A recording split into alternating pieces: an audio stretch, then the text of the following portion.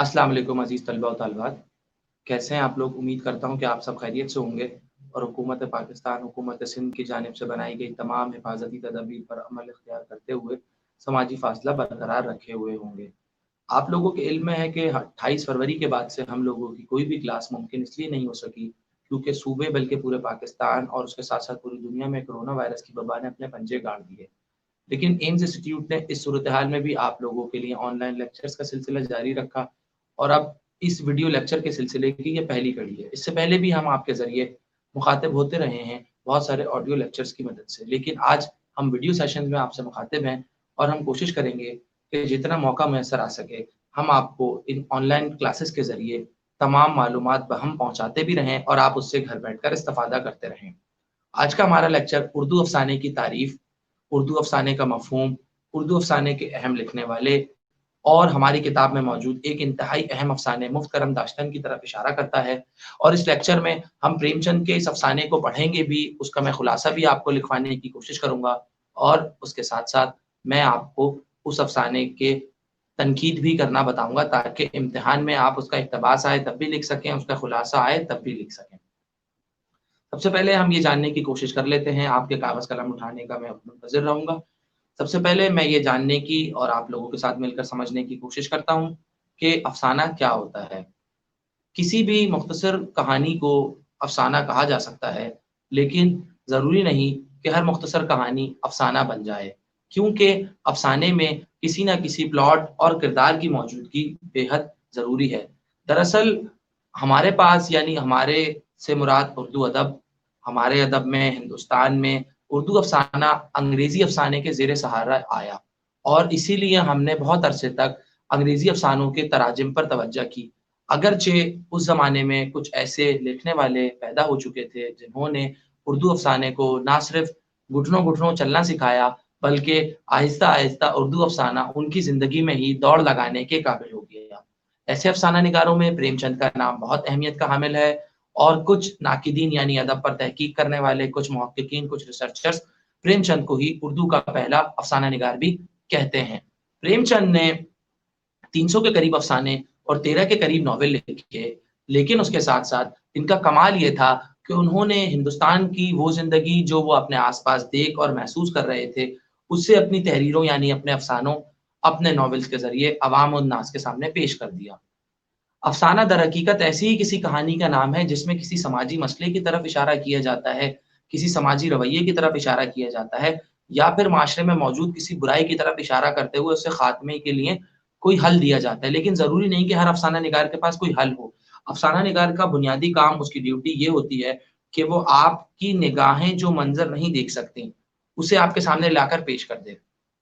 प्रेमचंद ने भी यही किया और हिंदुस्तान क्योंकि उस वक़्त अंग्रेज़ों की गुलामी की ज़ंजीरों में जकड़ा हुआ था, उन्होंने उस ज़ंजीर को काटने के लिए जिद्दो-जहदी आज़ादी का पैगाम दिया अपने अफ़सानों के ज़रिए और साथ-साथ ये भी बताने की कोशिश की कि किस तरह हिंदुस्तान का समाज अंग्रेज़ के आने से पहले कितनी अच्छी ज़िंदगी गुज़ार रहा था और हिंदू और मुसलमान कितना मिल-जुल कर रहते थे। प्रेमचंद के बहुत से अफ़सानों में हमें वही समाजी फ़ज़ा, वही माहौल, वही किरदार हिंदू-मुस्लिम मिलाप नज़र आता है जो कि अंग्रेज़ के आने से पहले हँसी-खुशी चला जा रहा था कि अचानक रंग में भंग घोलने के लिए चंद अंग्रेज़ ताजिर ईस्ट इंडिया कंपनी की सूरत में आकर मौजूद हो गए। जहाँ तक बात आपके बीकॉम के इम्तिहानी पर्चे की है, तो आपको ये जानना होगा कि बीकॉम में अफ़साने पर तनकीद नहीं आती, लेकिन उसका खुलासा ज़रूर लिखना होता है। अफ़साने के खुलासे से मुराद क्या है कि आपने पूरा अफ़साना पढ़ना है और उसकी कहानी को अपने अल्फाज में लिखना है। मैट्रिक और इंटर में हमारे पास खुलासे के बजाय मरकज़ी ख़्याल का एक तरीका मौजूद होता था, लेकिन बीकॉम में 10 या 15 या 20 नंबर का सवाल अफ़साने के खुलासे पर मुश्तमिल होता है और बाज़ औक़ात खुलासा और इक़्तिबास यानी जुमला पहचान कर, एक पैराग्राफ पहचान कर उसकी तशरीह करनी है। ये सब कुछ दोनों एक ही अफ़साने से दिए जाते हैं, लिहाज़ा प्रेमचंद का अफ़साना हमारी किताब में बहुत अहमियत का हामिल है। आप सबके पास आपकी उर्दू किताबें मौजूद होंगी जिसे हम मख़ज़न अदब के नाम से जानते हैं और उस किताब में प्रेमचंद का अफ़साना दिया गया है जिससे पहले उनका तारुफ़ भी मौजूद है। आपने मेरे इस लेक्चर को सुनकर और किताब से पढ़कर इस अफ़साने को मुकम्मल कर लेना है। गो के ये अफसाना हम क्लास में कई बार मुकम्मल करने की कोशिश कर चुके हैं, लेकिन हर बार वक्त की कमी आड़े आ जाती थी। आज मैं कोशिश करूंगा कि 40 मिनट के इस लेक्चर में आपको ये पूरा अफसाना समझा दूं, इसका खुलासा लिखवा दूं, ताकि आपके जहन इस बात से बिल्कुल क्लियर हो जाए कि अब हमें प्रेमचंद नहीं पढ़ना, हम इसको पढ़ चुके हैं, सुन चुके हैं, समझ चुके हैं, लिख भी चुके हैं। प्रेमचंद का अफसाना मुफ्त करम दाश्तन। मुफ्त करम दाश्तन दरअसल फारसी अल्फाज हैं। दाश्तन का मतलब होता है रखना, मुफ्त करम का मतलब होता है कोई चीज मुफ्त हाथ आए तो उसको हर कोई रखने की कोशिश करता है। अफसाना, जिस तरह मैंने शुरू में जिक्र किया कि किसी कहानी को अफसाना कहा जा सकता है, लेकिन उसके साथ साथ उस कहानी में मौजूद किरदार भी, प्लॉट भी और कोई मेन ख्याल भी मिलकर उस अफसाने को मजबूत बनाता है। प्रेमचंद के इस अफसाने मुफ्त करम दाश्तन का क्या कमाल है, ये मैं आपको चंद सेकंड्स बाद बताऊंगा। सबसे पहले आप प्रेमचंद के बारे में एक नजर अपने आप को दोबारा दोहरा लें। प्रेमचंद ने अपना पहला अफसाना दुनिया का सबसे अनमोल रतन 1905 यानी 1905 में लिखा। आप जब उनका तारुफ लिखें तो ये बात लाजमी लिखिएगा कि उर्दू के पहले अफसाना निगार होने का हक प्रेमचंद को हासिल है। उन्होंने अपना पहला अफसाना 1905 में लिखा। उस अफसाने का नाम दुनिया का सबसे अनमोल रतन था। प्रेमचंद ने अपनी पूरी जिंदगी में 300 के करीब अफसाने, 13 के करीब नॉवेल लिखे और उर्दू दुनिया की यह कदावर शख्सियत 1938 में वफात पा गई। प्रेमचंद ने अपने अफसानों के जरिए हिंदुस्तानी समाज की सही तस्वीर कशी, मंजर कशी हमारे सामने पेश की है। वो हमें ये बताते हैं कि अंग्रेज के आने से पहले मुसलमान किस तरह जिंदगी गुजारते थे। वहीं वो हमें ये भी बताते हैं कि हिंदू और मुसलमान आज भी इस माशरे में मिलजुल कर रह सकते हैं। इसके साथ साथ अंग्रेज के आने की वजह से जो खामियां पैदा हुई, प्रेमचंद ने हमारी निगाह उन तक भी डालने की कोशिश की। प्रेमचंद ने अपने अफसानों के जरिए समाजी बेदारी का पैगाम भी दिया, जिद्दोजहद आजादी का दर्ज भी दिया, लेकिन उसके साथ साथ उन्होंने इल्म हासिल करने या मगरबी तालीम हासिल करने से नहीं रोका, बल्कि खुद प्रेमचंद भी बहुत अरसे तक हिंदुस्तानी सरकार यानी अंग्रेज सरकार की नौकरी करते रहे। प्रेमचंद एक हिंदू मुसन्निफ थे और प्रेमचंद उनका कलमी नाम था, जिसे हम पेन नेम कहते हैं। उनका असल नाम लाला धनपत राय था। मेरी बात दोबारा गौर से कान खोलकर सुन लीजिए, प्रेमचंद का असली नाम लाला धनपत राय था। प्रेमचंद के अफसाने हमें हिंदुस्तान की सही तस्वीर को समझने में मदद देते हैं। ये हो गया प्रेमचंद का तारुफ। अब प्रेमचंद ने इस अफसाने में क्या लिखा, मैं आपको एक कहानी की सूरत में सुनाना शुरू करता हूं, जिसके साथ साथ आपका खुलासा भी मुकम्मल होता जाएगा। प्रेमचंद ने मुफ्त करम दाश्तन नामी अफसाना यहां से शुरू किया कि इन दिनों इत्तेफाक से हाकिम जिला एक ऐसे साहिब ज़ौक़ बुजुर्ग थे जो कदीम सिक्का जात में अच्छी खासी तफ्तीश रखते थे। यानी प्रेमचंद क्या बताना चाह रहे हैं कि अफसाने का मरकजी किरदार एक साहिब जिला है जो कि अंग्रेज की हुकूमत करके डिप्टी कमिश्नर बन बैठा, अंग्रेज की मुलाजमत इख्तियार करके डिप्टी कमिश्नर बन बैठा। उसके साथ साथ उसका अदबी ज़ौक़ भी उसके पास मौजूद है। प्रेमचंद ने इस अफसाने में दो मरकजी किरदारों की मदद से पूरी कहानी समझाने की कोशिश की है। अफसाना इस तरह शुरू होता है कि एक जिले में मौजूद हाकिम जिला को उसी जिले में रहने वाले एक मुसन्निफ से मिलने का दिल चाहता है, तो वो उसे अपने घर बुला भेजते हैं। मुसन्निफ ये खत पढ़कर बहुत हैरान होता है कि मैं एक मामूली किस्सा निगार, अफसाना निगार, मजमून निगार हूं, हाकिम जिला को मुझसे क्या काम हो सकता है। लेकिन वो हाकिम जिला की इस दावत का जिक्र अपने दोस्तों से करता है, जो उसे तरह तरह के मशवरे देते हैं। कोई दोस्त उसे ये बताता है कि भाई ये जो लोग हिंदुस्तानी होते हैं और अंग्रेज की मुलाजमत इख्तियार कर लेते हैं, उनका दिमाग आसमान पर पहुंच जाता है। कोई साहब ये किस्सा सुनाते हैं कि भाई वो लोग तो अपनी बीवी पर भी अपनी अफसरी झाड़ते हैं, तुम्हारा उनसे क्या काम, तुम अगर उनके पास जाओगे तो ना ही तुम्हें अपने लिए कोई सरकारी नौकरी चाहिए और ना ही अपने बच्चे के लिए, फिर तुम्हारा उनसे ताल्लुकात बनाना क्या मायने रखता है। मुसन्निफ घर आकर दोस्तों के मशवरे पर गौर करता है। अचानक उसके जहन में ये बात आती है कि अच्छा हुआ मुसन्निफ यानी मुझे हाकिम जिला ने अपने घर बुलाया। अगर वो कहीं मेरे घर आ जाते तो मेरा घर तो मोटा झूठा खा कर खुश रहता है, मैं किस तरह उनकी खातिर मदारात करता। हमारे घरों में भी अक्सर ऐसा होता है कि बहुत किसी अमीर रिश्तेदार के आने पर घर की सबसे अच्छी प्लेटें और बर्तन निकालकर उसके सामने रखे जाते हैं और घर का पूरा बजट सत्यानाश करते हुए उसके सामने खाना रखा जाता है। इसका मतलब क्या हुआ कि मुसन्निफ ने उस वक्त बिल्कुल वो बात सोची जो मेरे और आपके जहन में आती कि अगर ये हाकिम जिला मेरे घर आते तो मैं उनकी مہمان نوازی خاطر تواضع کیسے کرتا. یہی افسانہ نگار کا کمال ہوتا ہے کہ وہ انسانی زندگی کو اس طرح سے آپ کے سامنے پیش کرتا ہے کہ آپ خود کو اس افسانے کا کوئی نہ کوئی کردار سمجھنے لگتے ہیں. پریم چند نے بھی یہی کیا اور افسانہ نگار کے ذہن میں وہی خیال ڈال دیا جو کہ میرے آپ کے ذہن میں آیا تھا کہ اتنے امیر آدمی کا ہمارے گھر آنا ٹھیک نہیں, کیوں ہماری غربت کا وہ مذاق اڑائے, کیوں نہ ہم اس کے گھر چلے جائیں. یہی سوچتے ہوئے پریم چند نے اس کے گھر جانے کا فیصلہ کیا اور اس کے گھر چلے گئے. وہاں جا کر کچھ ادبی بات چیت ہوئی اور اس کے بعد پریم چند وہاں سے یا مصنف یا صاحب ضلع کے گھر سے رخصت ہو گئے. لیکن آپ جانتے ہیں کہ ہمارے محلوں میں, ہندوستان کے معاشرے میں ایسے لوگوں کی تعداد کم نہیں جو محلے میں بیٹھ کر صرف یہ جاننا چاہتے ہیں کہ سامنے والا آدمی کیا کر رہا ہے. وہ جو ہمارے یہاں ایک محاورہ کہا جاتا ہے کہ بھائی تم نے فلاں غلط کام کر دیا, 4 لوگ دیکھیں گے تو کیا کہیں گے. میری سمجھ میں یہ نہیں آیا وہ 4 لوگ کون سے ہیں جنہیں آج تک اپنی زندگی سے زیادہ میری زندگی میں دلچسپی ہے اور وہ میرے والدین کو آ کر میری ہر بات بتا دیتے ہیں. اسی طرح مصنف کے پیچھا کرنے والے بھی چند ایسے ہی لوگ شامل تھے جنہوں نے پورے شہر میں یہ اطلاع پھیلا دی, او بھائی اس آدمی کے بہت زیادہ تعلقات ہیں حاکم ضلع سے. حد تو یہ ہے کہ حاکم ضلع ہر بات میں اس کی مرضی مان کر رپورٹ لکھتے ہیں. جس کو گرفتار کرنا ہوتا ہے اس کی مرضی سے کرتے ہیں, جس کو چھوڑنا ہوتا ہے اس کی مرضی سے کرتے ہیں. حاکم ضلع تک تو یہ باتیں شاید نہ پہنچی ہوں, لیکن مصنف کو ان سب باتوں کا اندازہ اس طرح ہوا کہ اب لوگ اس کے پاس طرح طرح کے مسئلے لے کر آنے لگے. کسی نے کہا کہ میری سرکاری نوکری میں مجھے ترقی نہیں دی جا رہی. کسی نے کہا میرے مال پر کسی آدمی نے بلا وجہ قبضہ کر لیا ہے, ڈپٹی کمشنر صاحب سے کہہ کر, صاحب ضلع سے کہہ کر میرا گھر چھڑوایا جائے. جتنے لوگ آتے سب کو مصنف ایک ہی جواب دیتا, میرا کوئی مطلب نہیں. کیونکہ مصنف اس بات کا سختی سے مخالف تھا کہ سرکاری حکام سے تعلقات بنائے جائیں. یہ بات اپنے اپنے خلاصے میں لکھنی ہے کہ مصنف اس بات کا مخالف تھا کہ حاکمان سے تعلقات بنا کر ہندوستانیوں کی غلامی میں اضافہ کیا جائے. وہ تو ان کو ہندوستان سے نکالنا چاہتا تھا. اب کیا ہوا, کہانی یہاں سے ایک نیا موڑ لیتی ہے اور حاکم ضلع کے پاس جانے سے پہلے مصنف نے یہ ہمیں بتا دیا کہ اس کے بعد زندگی میں کچھ دوست موجود تھے جن سے وہ مشورہ کرتا تھا.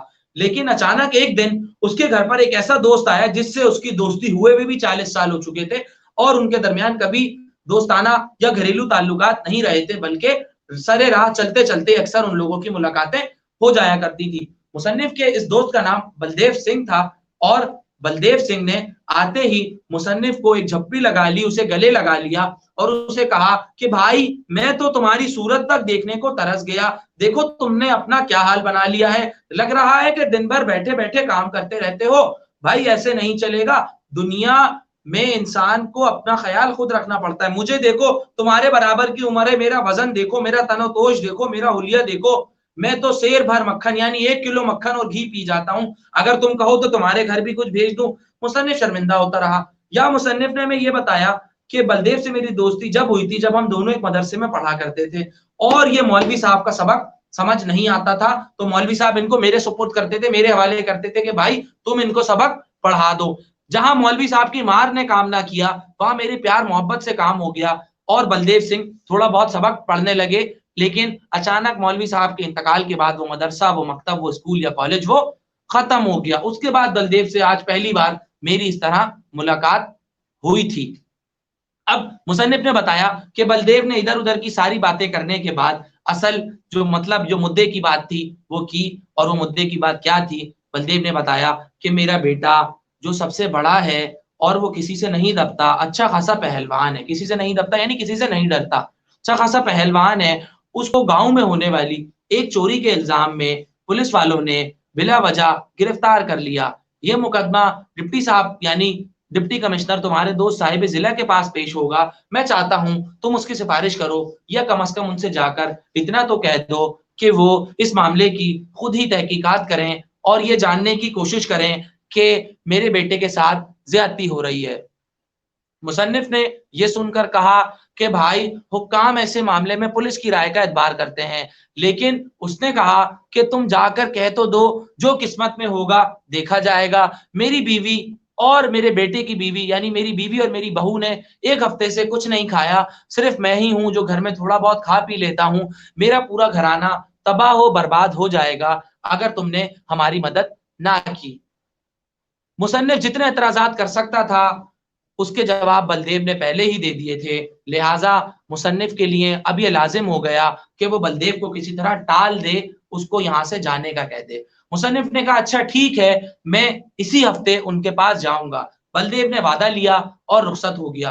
बलदेव के जाने के बाद मुसन्निफ ने यह सोचा कि भाई ऐसे मामले में हुक्काम लाजमी पुलिस की बात का एतबार करते हैं, मैं कौन होता हूं उनको जाकर ये बताने वाला कि फला मुकदमे में पुलिस ने सही तहकीकात नहीं की। मुसन्निफ ने अपना मजमून खत्म किया और सोने के लिए लेट गए। लेकिन क्या हुआ कि मुसन्निफ ये बात बिल्कुल भूल चुके थे। अचानक एक हफ्ते बाद बलदेव सिंह उनके घर आया और आते ही उनको खुशी से गले लगा लिया और कहा, भाई तुम्हारी वजह से मेरा पूरा घराना जिंदा जलने से, जिंदा बर्बाद होने से बच गया। मेरा बेटा रिहा हो गया। मुकदमा जिन साहब की अदालत में था वो तुम्हारे दोस्त थे और तुम्हारी सिफारिश की वजह से उन्होंने बुलाकर पुलिस वालों को बहुत डांटा और ये भी कहा कि तुम नाहक आदमियों को सताते हो, अगर अब तुमने शरीफ आदमियों को दोबारा सताया तो तुम्हारी नौकरी खत्म कर दूंगा। मैंने इसके बाद दरोगा जी यानी पुलिस के जो एसएचओ हैं, कोतवाल साहब हैं, उनको सलाम किया तो वो शर्मिंदा हो गए। मेरा बेटा आज तुम्हारी वजह से मेरे सामने जिंदा मौजूद है। इसके बाद बलदेव ने अपने बेटे को इशारा किया और वो अनवाओ अक़साम की यानी तरह-तरह की गाँव देहात की जो सौगातें होती हैं, जिससे हम फल, जड़ी-बूटियाँ, घी, मक्खन, दूध, अंडे कहते हैं, वो लेकर हाज़िर हो गया। मुसन्निफ ना, ना, ना, ना कहता रहा, लेकिन बलदेव ने उसकी एक ना सुनी और मुसन्निफ को ये सब देकर चला गया। मुसन्निफ के दिल में ये आया कि काश मैं उसे ये कह देता कि भाई मैंने कुछ नहीं किया, जो हुआ वो खुद हुआ। लेकिन क्या कि इतना सारा सामान देखकर मुसन्निफ की राल उस सामान पर टपकने लगी और उसने बलदेव को कभी सच ना बताया, यानी मुफ्त का एहसान छोड़ना उसकी तबीयत ने गवारा ना किया। इस अफ़साने से हमें क्या सबक मिलता है? इस अफ़साने से हमें 3-4 तरह के सबक मिलते हैं, जो मैं चाहता हूँ आप अपने पास इस वीडियो को सेव कर लिखने की कोशिश भी करें। पहला सबक हमें इस अफ़साने से ये मिलता है कि ये अफ़साना उस दौर के हिंदू-मुस्लिम समाज की याद दिलाता है, जब अंग्रेज़ के आने के वक़्त हिंदुस्तान में मुसलमान और हिंदू मिल-जुल कर रह रहे थे और उनके दरमियान भाईचारे की एक फ़ज़ा थी। क्योंकि इस अफ़साने के किरदार कुछ मुसलमान हैं और कुछ हिंदू हैं। इसके साथ-साथ गुलामी के जो असरात हिंदुस्तान पर नज़र आते हैं, उनकी तरफ भी ये अफ़साना इशारा करता हुआ नज़र आता है। इसके साथ-साथ इस अफ़साने में ये भी बताया गया कि किस तरह जो लोग हिंदुस्तानी होकर अंग्रेज़ों की नौकरी करते हैं, अंग्रेज़ी तालीम हासिल करते हैं, वो बिल-आखिर अपने जैसे हिंदुस्तानियों को बिल्कुल अछूत या खुद से दूर समझने लगते हैं। हम जानते हैं कि हिंदुस्तान में ज़ात-पात का निज़ाम कितनी अहमियत रखता है। आज भी आप टीवी पर खबरें देखते रहते होंगे कि हिंदुस्तान में निचली ज़ात के मुसलमान जो हैं या निचली ज़ात के हिंदू जो हैं, वो कितनी बुरी तरह से ज़िंदगी गुज़ार रहे हैं। इस अफ़साने में ये तमाम चीज़ें हमें नज़र आती हैं। अब हम आते हैं इस अफ़साने के खुलासे की तरफ। इस अफ़साने का खुलासा लिखने के लिए ज़रूरी है कि आप कहानी को एक बार घर पर बैठकर आसानी से पढ़ लें, जो कि बिल्कुल आधे घंटे की मार है आप लोगों के लिए, क्योंकि किताब पढ़ना बहुत मुश्किल चीज़ नहीं है और ख़ास तौर पर ऐसे दिनों में जब आपके पास करने को कोई और ज़रूरी काम ना हो।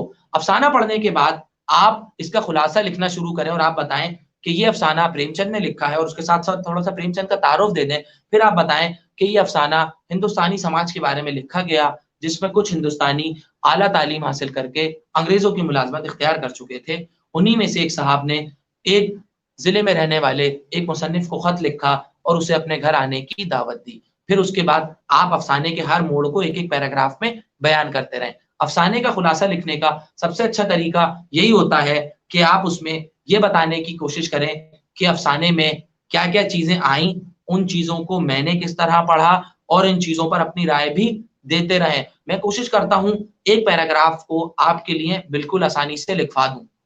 कागज़ कलम उठा लीजिए और खुलासा लिखना शुरू कीजिए। अफ़साने की इब्तिदा कुछ यूँ होती है कि मुसन्निफ़ को हाकिम ज़िला की तरफ से एक ख़त मिलता है, जिसमें वो उसे अपने घर आने की दावत देते हैं।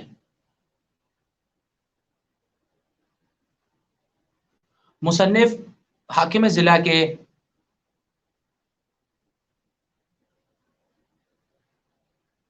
کارناموں کے بارے میں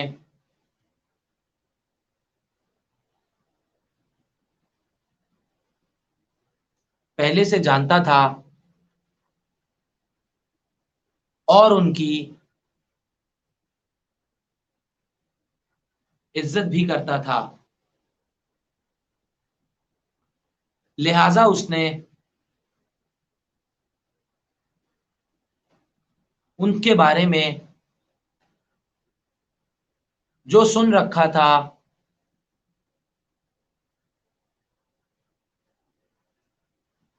تو وہ ان سے ملنا تو چاہتا تھا، لیکن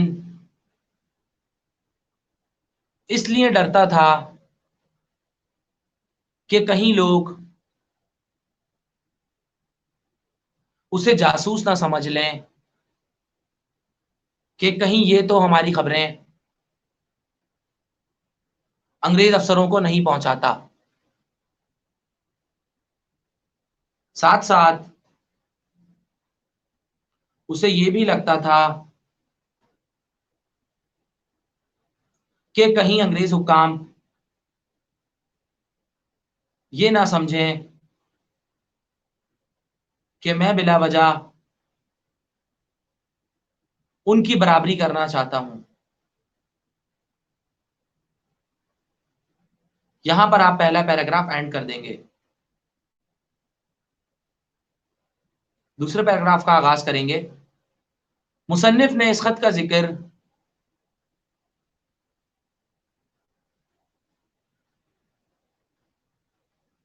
اپنے دوستوں سے کیا اور ان کی رائے جاننا چاہی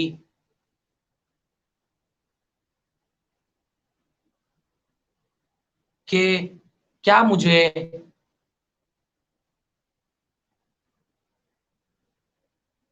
اس دعوت کو قبول کرنا چاہیے۔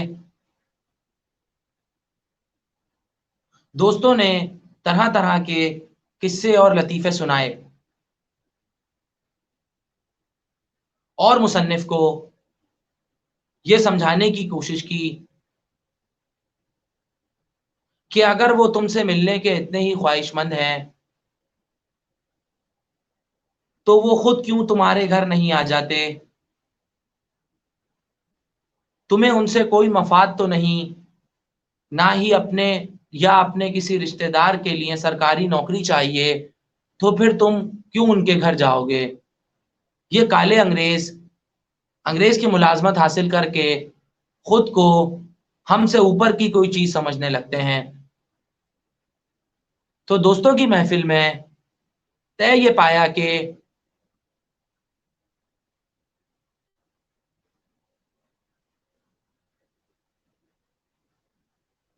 مصنف حاکم ضلع سے ملنے ان کے گھر نہیں جائے گا۔ لیکن جب مصنف نے، اب یہاں سے تیسرا پیراگراف شروع کریں گے آپ، مصنف نے گھر آ کر جب دوستوں کے مشورے پر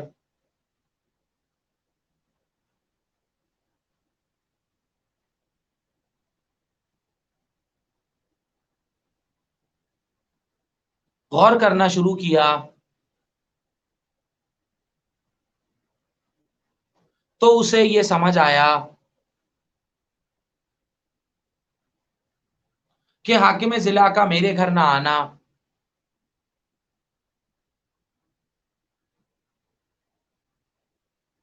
کتنا بہتر ثابت ہو سکتا ہے۔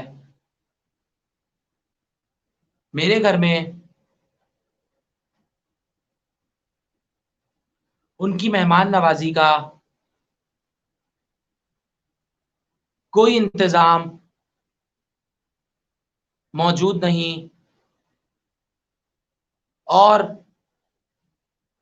میرے لیے ان کے گھر آنے کی صورت میں یہ کس قدر مشکل ہوتا کہ میں ان کے شایان شان کچھ بھی پیش کر سکتا، لہذا مصنف نے حاکم ضلع کے گھر جانے کا فیصلہ کیا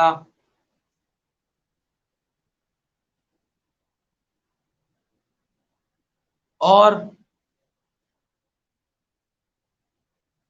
ان کے گھر چلا گیا۔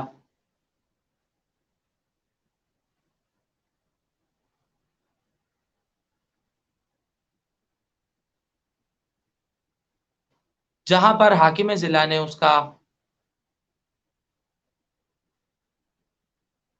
استقبال کیا اور دونوں کے درمیان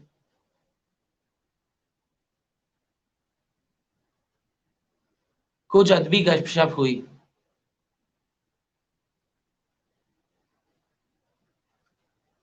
جس کے بعد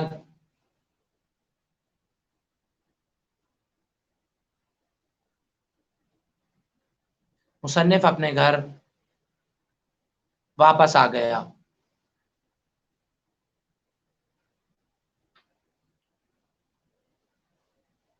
تیسرا پیراگراف کے بعد اب چوتھا پیراگراف جو آپ لکھیں گے اس میں آپ تھوڑا سا اپنی رائے ڈالیں گے اور آپ یہ بتائیں گے یہاں سے افسانہ ایک نیا موڑ لیتا ہے اور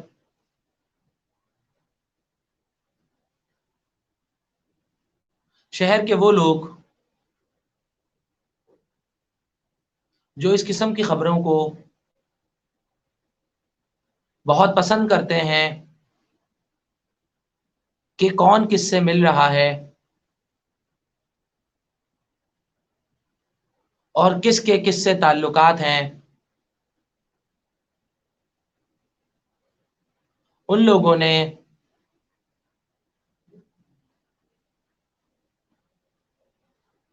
مصنف کی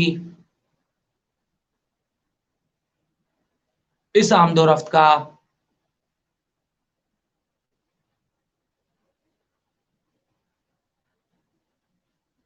پتہ لگا لیا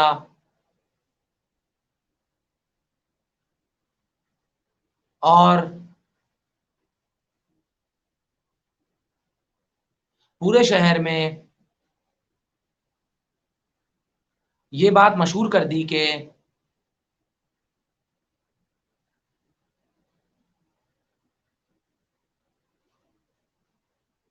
مصنف کے حاکموں سے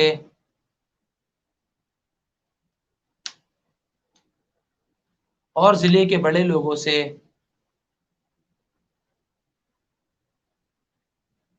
بہت گہرے تعلقات ہیں۔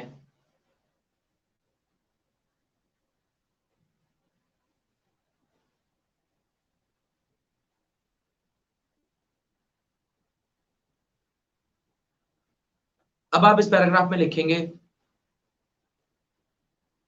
مصنف کی شہرت ہونے کے بعد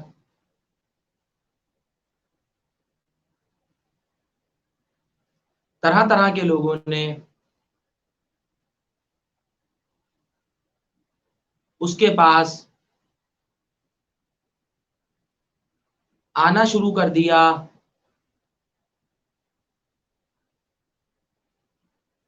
اور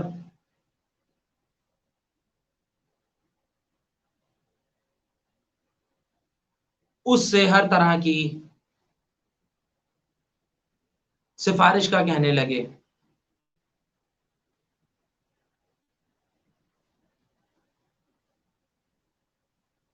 جس کی وجہ سے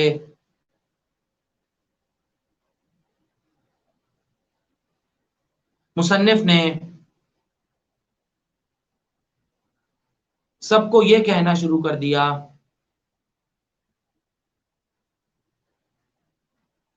مجھ سے کوئی مطلب نہیں۔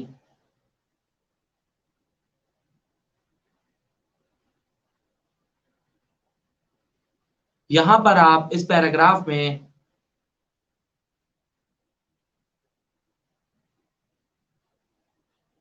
یہ بھی بتائیں گے کہ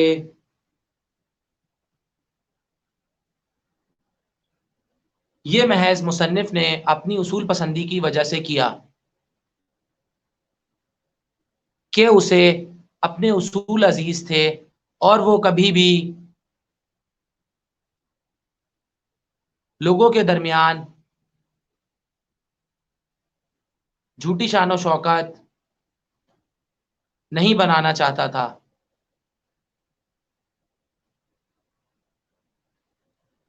لیکن ایک واقعہ ایسا ہوا جس کی وجہ سے مصنف کی اصول پسندی دھری کی دھری رہ گئی.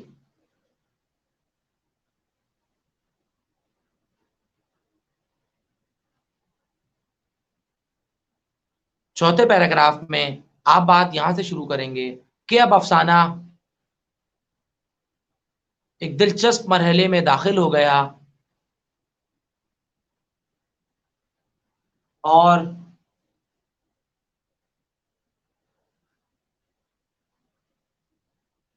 مصنف کا ایک بچپن کا دوست بلدیو سنگھ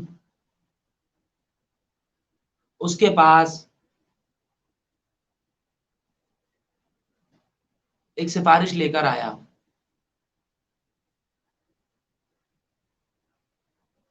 یہاں پر آپ بلدیو سنگھ سے مصنف کے تعلق کو تھوڑا سا بیان کر دیں گے. جس طرح میں نے آپ کو خلاصہ سمجھاتے ہوئے بتایا تھا کہ بلدیو سنگھ مصنف کا کتنا پرانا دوست تھا.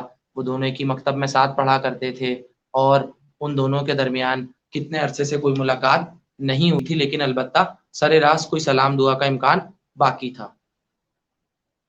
اس کے بعد آپ یہ بتائیں گے کہ کس طرح بلدیو سنگھ نے مصنف کو اپنے بیٹے کا پورا قصہ سنایا اور اسے اپنی مدد کرنے پر راضی کیا. بلدیو کے جانے کو آپ 5ویں پیراگراف تک کھینچیں گے اور پھر اس کے بعد آپ یہ لکھیں گے 6 پیراگراف میں کہ مصنف نے بلدیو کے جانے کے بعد یہ سوچا کہ میں کیوں حاکم ضلع کے پاس جاؤں جب مجھے پتا ہے کہ اس کام میں میرے سفارش کرنے سے کوئی فرق نہیں پڑنا. یہ آپ کے 6 پیراگراف افسانے کے ہوئے ہیں. اگلے 2 پیراگراف میں آپ افسانے کا اختتام بآسانی کر سکتے ہیں جب آپ یہ بتائیں گے کہ کچھ عرصے بعد یا 1 ہفتے بعد مصنف کا دوست بلدیو سنگھ اس کے گھر آیا اور آتے ہی اس کا ماتھا چوم لیا، خوشی کا اظہار کرنے لگا اور اسے یہ بتایا کہ بھائی تمہاری وجہ سے میرا پورا گھر تباہ و برباد ہونے سے بچ گیا کیونکہ تم نے ہی حاکم ضلع سے سفارش کر دی. مصنف کی ساری اصول پسندی دھری کی دھری رہ گئی اور وہ یہ نہ بتا سکا کہ میں حاکم ضلع کے پاس نہیں گیا تھا. اس کے بعد جب بلدیو نے مصنف کو تمام تحفے تحائف پیش کیے، اس وقت بھی مصنف کی اصول پسند طبیعت نے یہ گوارا نہیں کیا کہ میں نے یہ کام یا اس کا احسان مفت میں تم سے لیا ہے. افسانے کا اختتام ہمیں ایک بات اور بھی سمجھاتا ہے کہ دیکھیں یہی ہندوستان ہے جس کے لوگ منہ پر کچھ کہتے ہیں اور ان کے دل میں کچھ اور ہوتا ہے.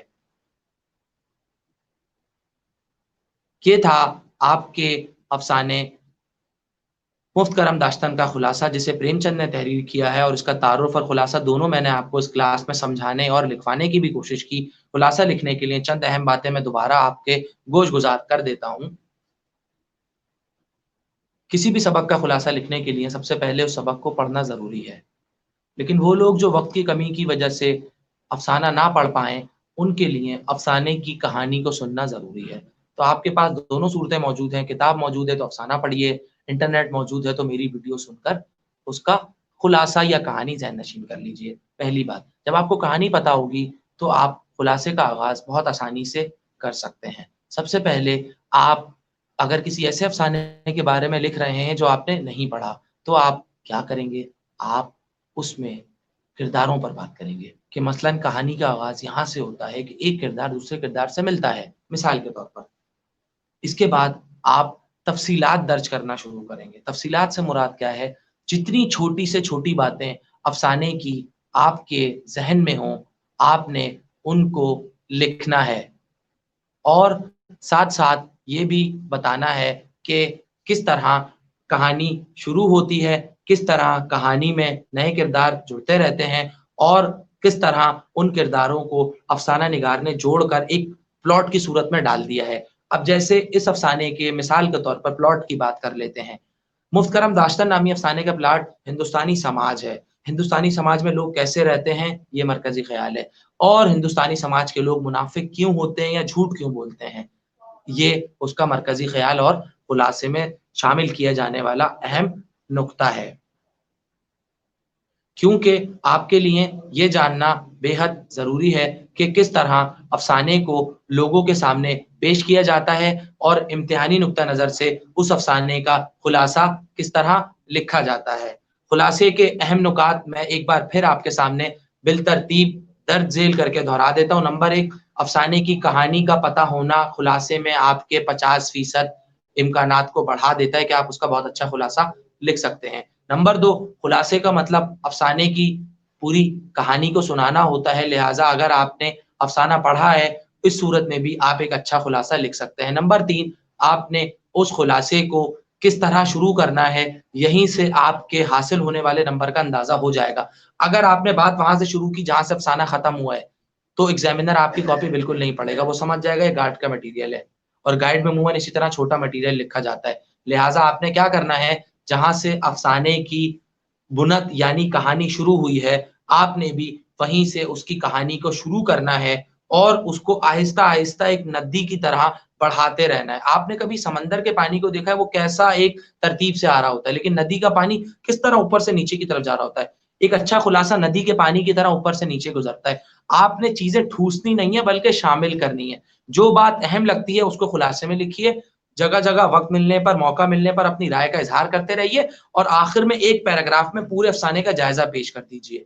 मसलन अगर आपकी जगह मैं होता तो इसका जायज़ा इस तरह लिखता कि प्रेमचंद ने हिंदुस्तानी समाज की बहुत अच्छी तस्वीर हमें दिखाई है, लेकिन उसके साथ-साथ उन्होंने हिंदुस्तानी समाज में रहने वाले लोगों के ज़हन के अंदर उतर कर भी दिखाया है कि वो मुँह पर कुछ, ज़बान पर कुछ और दिल में कुछ और होते हैं।